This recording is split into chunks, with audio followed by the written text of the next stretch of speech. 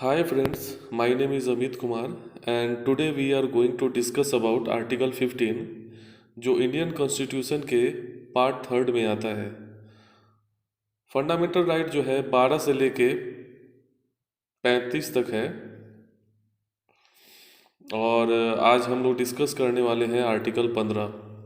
इससे पहले भी आर्टिकल है, आर्टिकल 14 है जो राइट टू इक्वालिटी की बात करता है, तो उसको मैं बाद में डिस्कस करूँगा। लेकिन आज कुछ दिन पहले की पेपर मैंने देखा, कुछ दिनों पहले की पेपर थी, उसमें आर्टिकल 15 के बारे में जिक्र किया गया हुआ था, तो मैंने सोचा कि आर्टिकल 15 के बारे में एक बार वीडियो बना लिया जाए। आर्टिकल 15 है क्या और ये हमें किस तरह की राइट देता है, इन सब चीज़ों का डिस्कशन इस वीडियो में हम लोग करने वाले हैं। आर्टिकल 15 आपने मूवी भी देखी होगी, आर्टिकल 15 जो आयुष्मान खुराना की आई थी। आई होप आप सब ने देखी होगी, बहुत अच्छी मूवी है। पूरी नहीं देखी मैंने, लेकिन थोड़ी बहुत देखी है।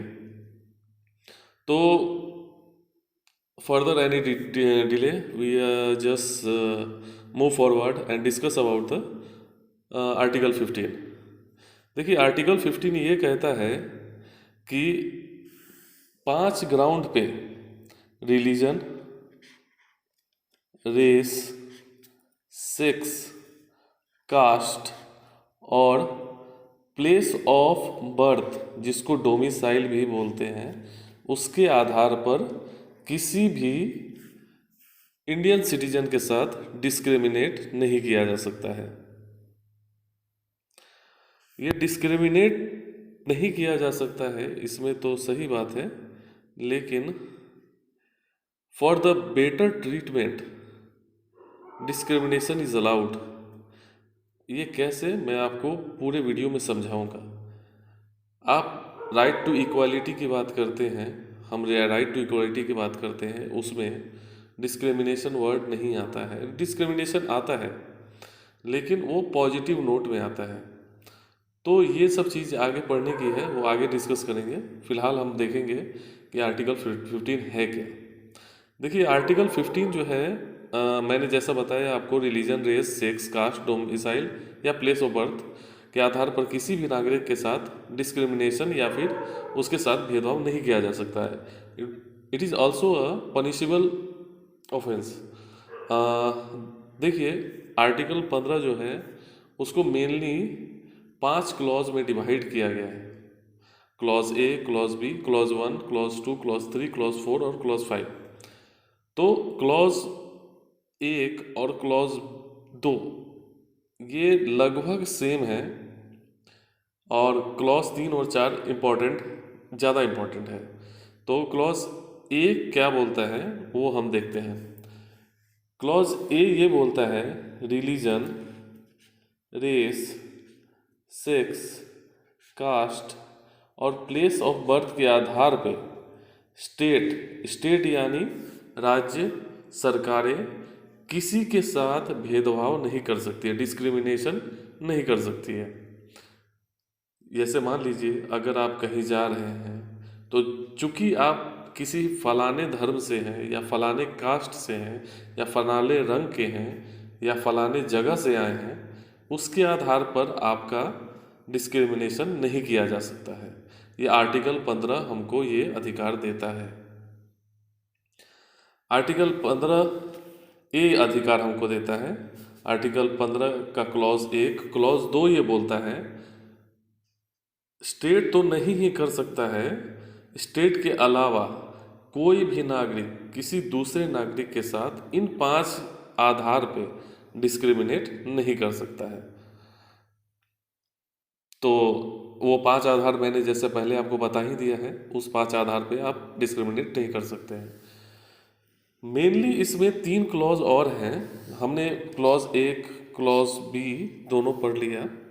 क्लॉज ए जैसा आपने पढ़ा कि स्टेट नहीं कर सकता है, राज्य सरकार, केंद्र सरकार या किसी तरह की सरकारें ये नहीं कर सकती हैं, किसी के साथ भेदभाव नहीं कर सकती इन 5 ग्राउंड पे। उसके साथ साथ क्लॉज बी ये बोलता है कि कोई नागरिक भी दूसरे नागरिक के साथ इन 5 आधार पे कोई भी भेदभाव नहीं कर सकता है। तो आप हम पढ़ेंगे 15 क्लॉज 3 जो हमको बताता है पॉजिटिव डिस्क्रिमिनेशन के बारे में। जैसे हमने पहले बताया था पॉजिटिव डिस्क्रिमिनेशन क्या होता है। मान लीजिए किसी सोसाइटी में वुमेन है और चाइल्ड है, जिसको आप भी मानते हैं थोड़े से अपलिफ्टमेंट की ज़रूरत है, उनको आगे आने की ज़रूरत है, उनके बेटरमेंट के लिए उनके लिए स्पेशल प्रोविज़न बनाना ज़रूरी है। तो 15 क्लॉज 3 ये बोलता है कि for the betterment and upliftment of this kind of society state can make provision of make provision and law for this kind of society. So इसका परफेक्ट एग्जांपल है child labour and prohibition regulation act. अब मुझे बताइए कि अगर किसी भी रोजगार के समानता का अधिकार तो हम बात करते हैं, तो रोजगार की समानता में क्या बच्चों को गिनेंगे? क्या नहीं गिनेंगे, क्योंकि उनकी उम्र नहीं है वो काम करने की। तो आप उनको ऐसा प्रोविज़न बनाएंगे, लॉ बनाएंगे जिसके लिए उनको उस उम्र में काम नहीं करना पड़े जिस उम्र में उनकी पढ़ाई करने की उम्र है। सो इसीलिए चाइल्ड लेबर और प्रोविज़न एक्ट के बारे में बताया गया है। एक केस स्टडी है जिसका नाम है Yusuf versus state of Bombay. इस केस में एडल्टरी को लीगलाइज किया गया है, जो सेक्शन 497 के अंदर आता है। उसके अंदर वुमेन को ये प्रोटेक्शन दिया गया है कि वो एडल्टरी में इन्वॉल्व भी है तो उनको ये दिया जा सकता है छूट। तो इसके खिलाफ पिटीशन डाला गया, इसके खिलाफ आवाज़ उठाई गई। तो सुप्रीम कोर्ट ने कहा कि जिस तरह की सिचुएशन हमारे समाज में औरतों की है, विमेन की है, तो उनके बेटरमेंट के लिए इस तरह के कानून का होना अनिवार्य है। तो एक तरफ राइट टू इक्वालिटी की हम बात कर रहे हैं और दूसरी तरफ positive discrimination. Equality, right to equality सही है, लेकिन पॉजिटिव डिस्क्रिमिनेशन भी इम्पॉर्टेंट है किसी भी सेक्शन को आगे बढ़ने के लिए। तो 15 क्लॉज सी ये बोलता है कि वुमेन एंड चिल्ड्रन के लिए स्टेट जो है स्पेशल प्रोविज़न बना सकता है उनके अपलिफ्टमेंट के लिए। 15 क्लॉज 4 या 15 क्लॉज 4, 15 क्लॉज डी ये बात करता है कि स्टेट जो है वो socially and economically backward classes SC ST इनके अपलिफ्टमेंट के लिए, इनके प्रोग्रेशन के लिए, इनके एडवांसमेंट के लिए प्रोविज़न बना सकता है। तो अगला क्लॉज जो है वो 15 क्लॉज 4 है, 15 क्लॉज 4, जिसमें SE BC ST और SC की बात की गई है। आपको पता है SE BC socially and economically backward classes, जिसका कॉन्स्टिट्यूशन में कहीं जिक्र नहीं है। इसका मतलब सरकारें अपने हिसाब से कौन SE BC में आएगा वो निर्धारित करती है। तो SE BC जो है वो कॉन्स्टिट्यूशन में है नहीं, और SC जो है 341 आर्टिकल 341 और ST जो है 342 आर्टिकल के अंदर आता है। तो 15 क्लॉज 4 ये बोलता है कि सरकारें जो है state for the betterment of and upliftment of this kind of society can make laws. तो सरकारें जो हैं इनके बेटरमेंट के लिए लॉ बना सकती है। तो लॉ बना सकती है और इनके लिए स्पेशल प्रोविज़न भी कर सकती है। इसमें एक इम्पॉर्टेंट केस है, स्टेट ऑफ मैसूर ने इसी के आधार पे मेडिकल कॉलेजेस में बैकवर्ड क्लासेस के लिए 28% रिजर्वेशन, मोस्ट बैकवर्ड क्लासेस जिसको अत्यंत पिछड़ी जाति जिसको बोलते हैं उसके लिए 22%, SC के लिए 15% और ST के लिए 3% का रिजर्वेशन लाया। ये स्टेट ऑफ मैसूर ने लाया था। तो इसका मतलब 68% जो है वो रिजर्वेशन स्पेशल केस में इन इन सभी सोसाइटी के सभी क्लास के सोसाइटी को दिया गया, जबकि 32% जो है वो जनरल कैटेगरी को, या जिसको अनरिजर्व कैटेगरी जो है उनको दिया गया। इसी को ओवरलैप करके इसी को नल एंड वॉइड डिक्लेयर करके एक केस आया, M Balaji versus state of Mysore, जिसमें ये कहा गया कि आप इन कास्ट के आधार पे किसी कास्ट के आधार पे आप रिजर्वेशन को तय नहीं कर सकते हैं। उसके लिए सोशल और एजुकेशनल क्राइटेरिया भी आपको देखना पड़ेगा, और इसी में लाया गया 50% सीलिंग का कंसेप्ट, जो आज भी आप लोग सुनते होंगे, जो 10% का ईबीसी को ईडब्ल्यूएस सेक्शन सोसाइटी को दिया गया है। और एक और मैं बोलना चाहूँगा, इससे पहले वाले में 15 क्लॉज, मैं जब आर्टिकल 15 की बात कर रहा था तो इंडियन सिटीजन बोला मैंने, ये इंडियन सिटीजन ही किसी भी सिटीजन के लिए एप्लीकेबल है ये आर्टिकल। सो उसके लिए मुझे माफ़ कीजिएगा, मैंने गलती से इंडियन सिटीजन बोला था।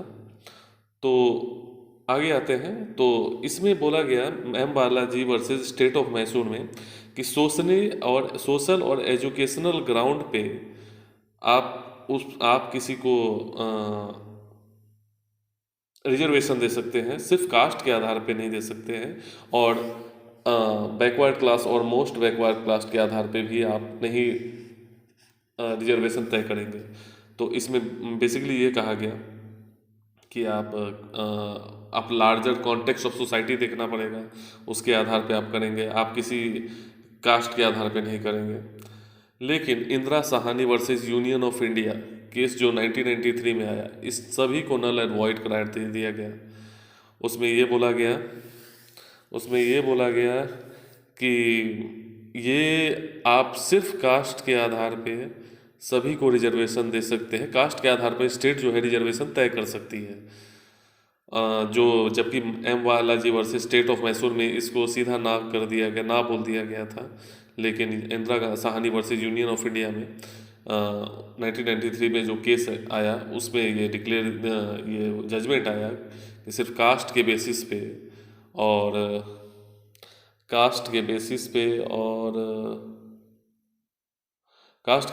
आप रिजर्वेशन तय कर सकते हैं।